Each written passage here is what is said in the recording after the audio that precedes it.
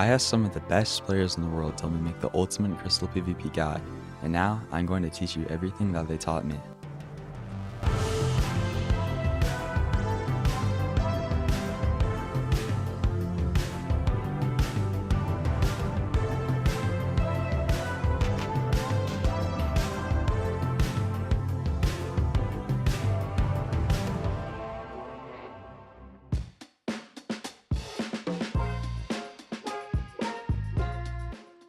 Alright, let's start from the very beginning. What is Crystal PvP? Crystal PvP is a fast-paced, high-skill combat style in Minecraft, where players use end crystals, anchors, and precise movements to destroy their opponents. It's not just about clicking fast, it's about thinking fast. You'll need to know how to pearl, ledge dash, use totems, place crystals quickly, and understand a diverse set of mechanics. This includes things like when to be aggressive, when to anchor, block positioning, when to disengage, and more. If you're not improving, chances are you're doing one of these. Number 1. Over-relying on mechanics. Game sense is typically always better than mechanics. While mechanics are still very important, winning mainly comes down to knowing how to use your mechanics to produce good decision making via game sense. Instead of relying on mechanics, you should be playing to strengths and making smart decisions. Game sense is overall more important, but good mechanics are still very helpful in allowing you to utilize your game sense to its fullest extent. Number 2. Bad decision making. This can consist of pearling into a player with no saturation, letting your ego take over like staying in a whole fight for too long, and playing off of emotion. All of which are extremely common problems players have and will often bottleneck your skill. Number 3. Mental. This is probably the biggest reason why people fall into a poor state of improvement and think that they're stuck at the same skill level and cannot improve. Trust me, you're not. In order to get better, you must be optimistic and take the time to step back and think about where you're doing wrong, and spend your practice efficiently, improving the issues you identify, rather than just spamming quick fights expecting to get better. Number 4. Bad keybinds. Bad binds that restrict strafe movement, your speed, or the flow of your mechanics are often an issue that people have that restricts their capabilities. You want to have keybinds that allow you to move freely and execute actions quickly, while also making sure that they're comfortable to use. You have to stop looking and trying to copy other players' keybinds.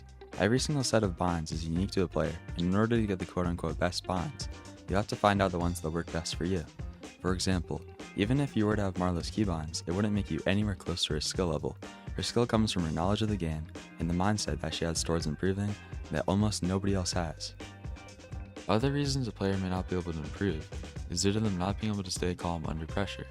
Some people have poor nerve control, and this can cause people to struggle with aggressive or quick plays, such as toteming or being fast in fights, as well as people who cannot react fast in high-intensity situations.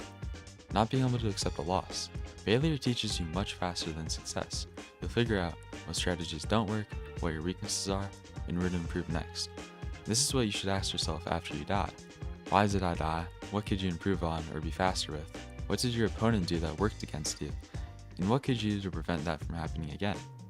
Another good way to speed up this process is to record your gameplay and analyze mistakes in order to improve your skills. Note, this is highly advanced and it takes a lot of time, but it is very, very, very good if you want to improve quickly. Flat fights and D-tapping. In order to dominate in flat fights, you need to know how to D-tap and how to pearl flash. Pearl flashing is extremely important in the current day meta, as it allows you to take no knockback and easily hit crystal your opponent. Here's some tips when it comes to flat fights. You do not want to be predictable. You have to try to change up your playstyle and utilize as many mechanics as possible in order to catch your opponent off guard and win the encounter. It's always okay to leave an encounter if you don't win. In order to pearl flash correctly, you must first pearl directly at the ground just before your opponent is about to hit you, then look up rapidly and perform a hit crystal or double tap. Flat fights take a lot of practice and time to get good at, so don't be too hard on yourself if you don't get it the first time. Now let's talk about whole fights. These are probably the hardest technique in the game to master. In order to dominate and win every single whole fight, you must have good mechanics and fast decision making skills, such as knowing how to properly execute certain mechanics, fast toteming, and knowing when to enter and exit a whole fight. In order to ledge dash, you have to place an anchor 3 to 4 blocks away from yourself.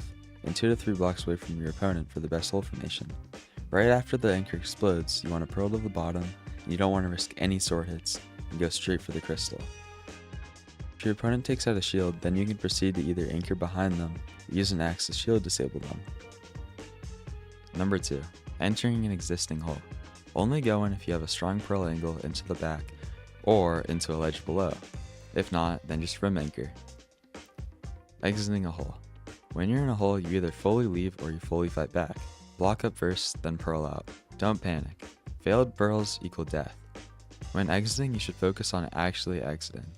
This means that you don't go in for a D-tap since you risk getting popped again. When you want to exit, you must take away any risk of losing more items than you already have. A meta is a 1x2 hole that you fight your opponent in. Here are some ways that you can win these 1v1s. Important note, you should almost always anchor spam your opponent if they have fire tick, as it's much more consistent than trying to go for a 50-50 D-tap. These strats allow you to get good positioning and start chaining your opponent. Number 1. Mining one block into the wall and anchoring. Number 2. Anchoring above your opponent. Number 3. Mining out 2 blocks to the side and then placing an anchor to the side of your opponent's feet. Important hole fight strategies.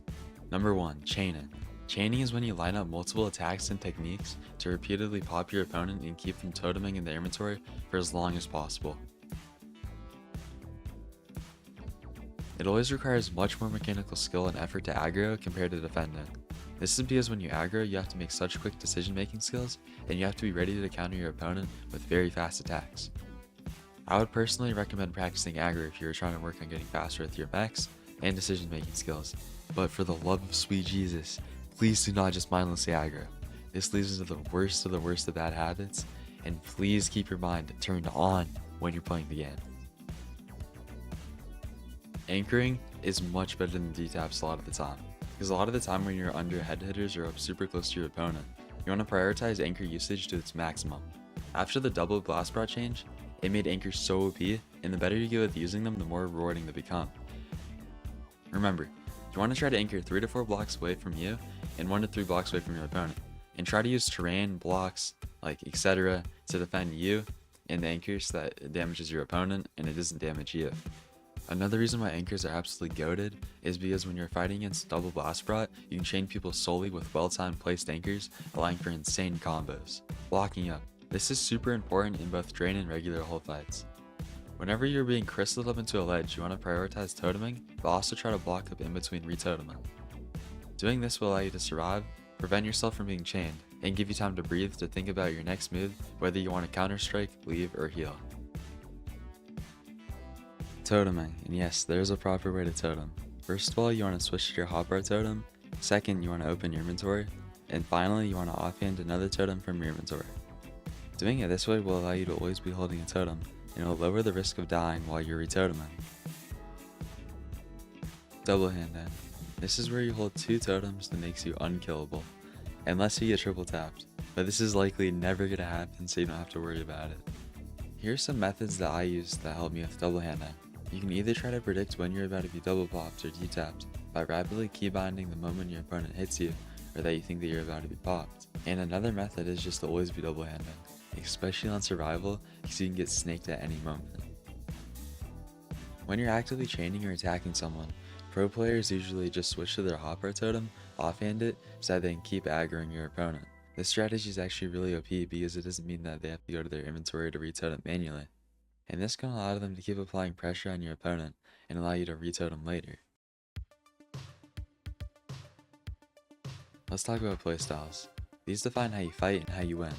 Aggressive playstyles. Aggressive playstyles are really good at putting pressure on your opponent. They require smart pearls and very strategic aggros. But bad aggression can equal throwing. You have to learn how to control your aggros. Shield is typically better for aggro as it gives you better chances at surviving ledge dashes, and it allows you to put more pressure on your opponent, because you can always fall back on your shield if you make a mistake. High tier 4s and low tier 3s that think that they have quote unquote aggressive playstyles are most likely just mindless aggroing dopamine addicted tree frogs that just want as much stimulation as humanly possible. They don't have any patience. In order to master being aggressive, you must actually know to properly apply pressure and correctly aggro your opponent. Defensive playstyles. These contain a lot of ledge dashing, playing smart, and waiting for your opponent to make a mistake or aggro you. The axe and shield are really good tools for this playstyle. Passive aggressive playstyles. These are kind of a mix of both. You want to wait for big opportunities, and it does require a lot of patience. These are really good at punishing your opponent, but you also won't throw everything just on a sudden impulse. Here are some super important mods. Some mods that I highly recommend is Apple Skin mod. This shows your saturation so that you know when to gap or when to aggro. Crossbow hit indicator. This puts an icon on your crosshair every single time that you hit your opponent with an arrow. This is super helpful when knowing that you slow flowed your opponent or not. Low fire. This prevents fire from blocking your screen when you're PvPing. Low shield. This allows you to see much more of your screen while you're fighting. Status effect timer. This shows how much time your effects will last. Other mods that are necessary but I really like. Better ping display, mod menu, tilt break, join auto sprint, toggle chat, inventory scale, gamma utils, and day/night changer. What is Drain? Drain is where two players go all in, trying to completely burn each other's gear, totems, and pencil. Drain fights are brutal and they test everything that you have. Here's how to master Drain fights. You want to stay at full saturation always. And Double Blast Prot is the current meta, as it allows you to take no knockback from crystals, being extremely overpowered. This has caused a lot of players to hate it. Knockback 2 may be good to use in high ping Drain fights against Double Blast Prot due to the ability to hit players on ledges easily. However, Knockback 1 is more consistent and overall better, but I would experiment with both of them and see which one fits your playstyle the best. Shield is overall more consistent in Drain, but I wouldn't spam it blindly. You want to use it strategically. In whole fights, usually the player that enters the whole fight first and gets to the bottom usually ends up winning the encounter. You have to react smart and don't just spam all of your mechanics. You want to focus on controlling the area, movement and positioning are everything.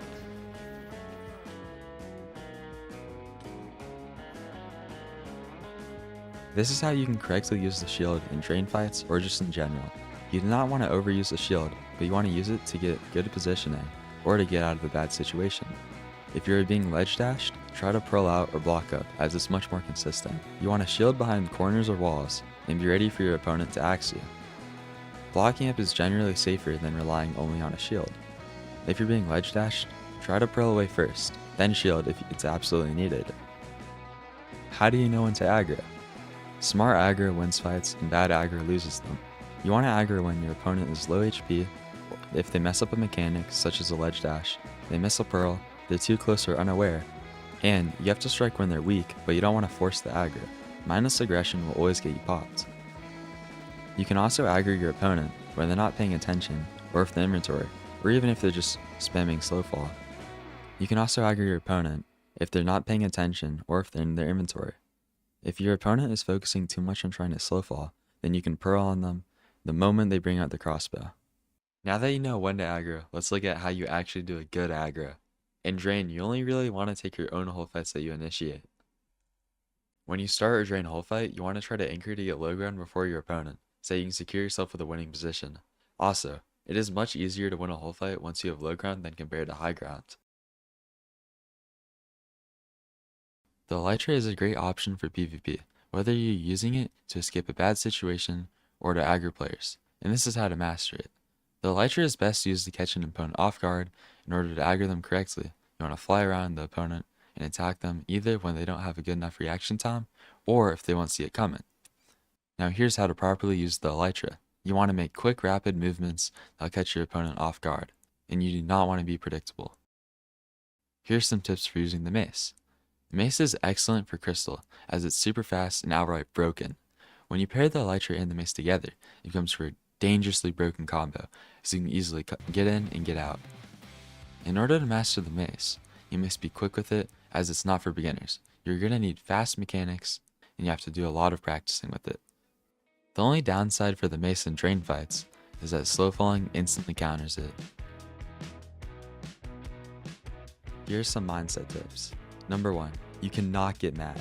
Getting mad pushes you the farthest away from improvement, as it allows your emotions to take over and prevent you from learning and getting better, as you'll be relying on emotion and reacting on it, instead of actually accurately evaluating the situation and understanding what you have to do to get better.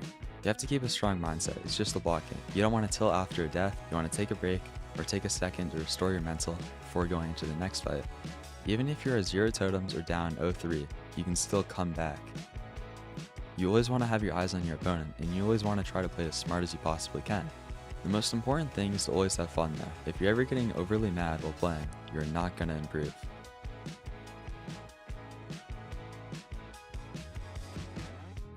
Want to improve? Here's how.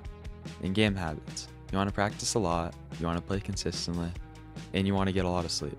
Like, please don't stay up until like 4 AM grinding Crystal PvP every single day. It is not good for you. You're probably not going to get better because you'll be too tired to actually think correctly. Practicing the Theobald bot or the zombie bot is amazing.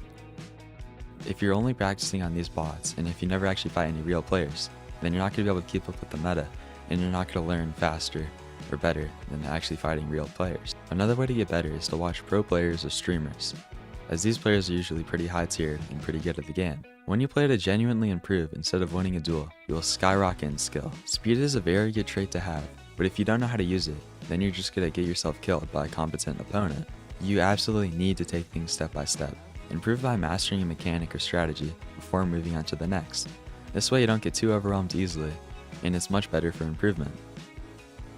Something that helps me is by taking things in order. Number 1, identifying the issue. Number 2, understanding what steps you need to take to improve. Number 3, implementing it into your playstyle.